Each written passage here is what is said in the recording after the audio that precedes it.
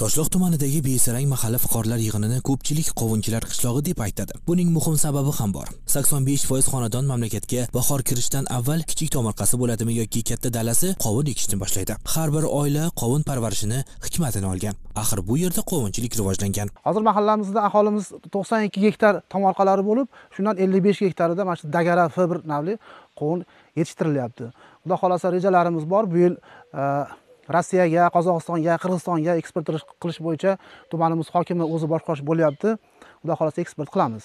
Mahalla raisi aytadiki, qaysi eshikni qoqmang, hammasi qovun ekkan. Shu sababli yo'limiz tushgan eshik egasini chaqirib kirdik. Ahad aka Jo'rayevni 18 sotix yeri bor. Fevral oyining 10-sanasida qovun urug'lari ekilgandi. Unib chiqdi. Mart oyida ko'chatlarni yerga qadadilar. Shundan beri parvarishlab, ekib qarab kelyapmiz.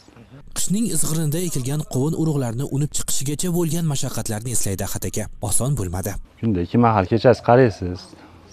Varankada katta o'pgandan keyin pechka to'xtatiladi. Shu yerga olishdan 5-10 kun burun pechka yonishdan to'xtatdi. Shu ungacha ko'mir yoqib yetishtiramiz. Xullas, mart oyida ekilgan qovun ko'chatlari aprel oyida mevaga kirdi. May oyida esa pishib yetishdi. Ob-havo yaxshi kelsa bitta qovun 2 kiloga yaqin chiqadi. Shunaqa. 2 kilodan kattasi ham bo'ladi.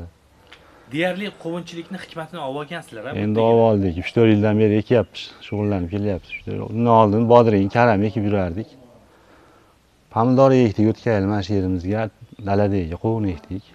Yo'l yurib, mahallada yashovchi yana bir xonadonga kirdik. Bu uy Manzura opa Homidovaniki. Tomorqasini turmush o'rtog'i bilan birga parvarishlayotganliklariga guvoh bo'ldik. Erta pishar qovun aviga maza kiribdi. Qovunni bozorga olib chiqamiz. O'zimizning mahalla hududimizda ichki bozorlarimiz tashkillangan. Unga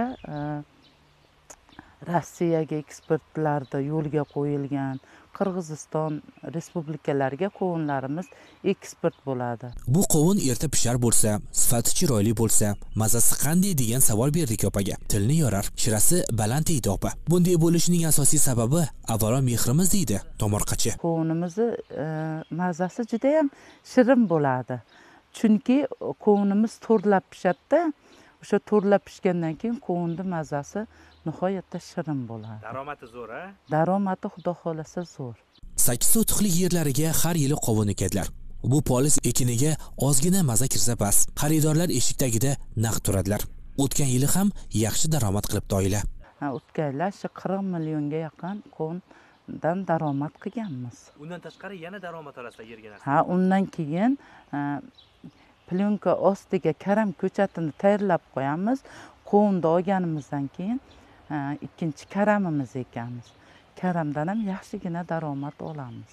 Yo'limiz davomida katta dalalarga qovun ekkan dehqonlar bilan ham uchrashdik. Yiliga katta daromad olishlari, mamlakatimiz ichki bozordan tashqari xorij bozorini Toshloq qovunlari bezashini aytadi. Mahalla raisi aytadiki, bu yerliklar o'z tajribasini boshqa mahalla fuqarolar yig'inidagilarga ham o'rtoqlashmoqda. Qo'shni qishloqlar qiziqishib, hozirgi kunda mana Bo'ston mahalla fuqarolar yig'ini, Xonariq mahalla, Mehnatobod mahallasi kelib bizdan o'rganishib, ularda ham hozirgi kunda 4-5 gektardan ekilyapti. Xullas, Toshloqning Besarangida qovun pishdi. Yangilikdan totib ko'rish istagida bo'lsangiz, qovunchilar qishlog'iga keling. Xohlagan eshigingizni qoqsangiz, qovun tayyor. Mehmonman desangiz bas, uy to'riga o'tkazib, darrov dasturxonga qovun qo'yadilar.